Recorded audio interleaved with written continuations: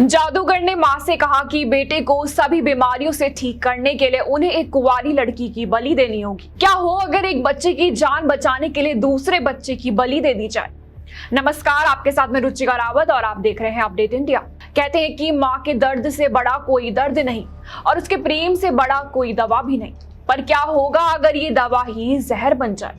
जी हाँ, आज की कहानी आपको अंदर तक झकझोर देगी, क्योंकि ऐसा ही एक चौंकाने वाला मामला सामने आया है झारखंड के कुसुम्भा गांव से, जहां एक गांव की महिला ने अपने मानसिक रूप से बीमार बेटे की जान बचाने के लिए अपनी ही देवी समान बेटी का गला घोट डाला।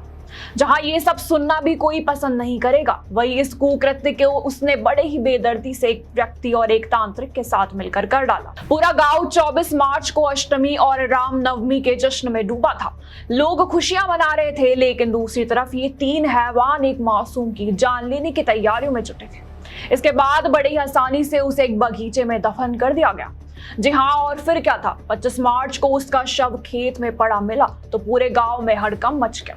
कमाल की बात तो यह है कि इन तीनों ही इस कुकर्म को छुपाने के लिए अपनी बेटी की रेप और किडनैपिंग की झूठी कहानी गढ़ी, लेकिन पुलिस की सूझबूझ के आगे यह नाटक लंबा नहीं टिका।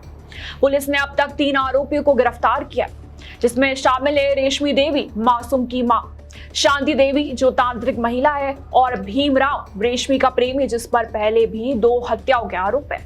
फिलहाल राष्ट्रीय महिला आयोग ने इस पर कड़ा संज्ञान लिया है और जांच टीम 10 दिन के भीतर अपनी रिपोर्ट भी सौंपेगी।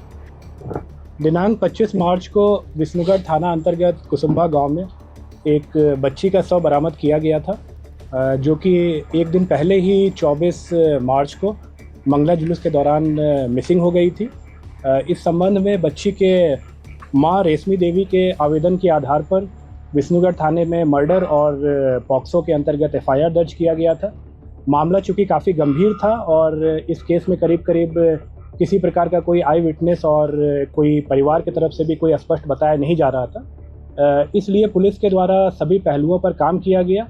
विभिन्न प्रकार के टेक्निकल एविडेंसेस पे काम किया गया, कई प्रकार के फॉरेंसिक एविडेंसेस कलेक्ट किए गए, कई लोगों से पूछताछ किया गया जो कि किसी न किसी रूप में हमें कोई इन्फॉर्मेशन दे सकते थे। लेकिन बड़ा सवाल ये है कि 21वीं सदी में भी क्या हमारा समाज इस कदर अंधविश्वास की बेड़ियों में जकड़ा रहेगा।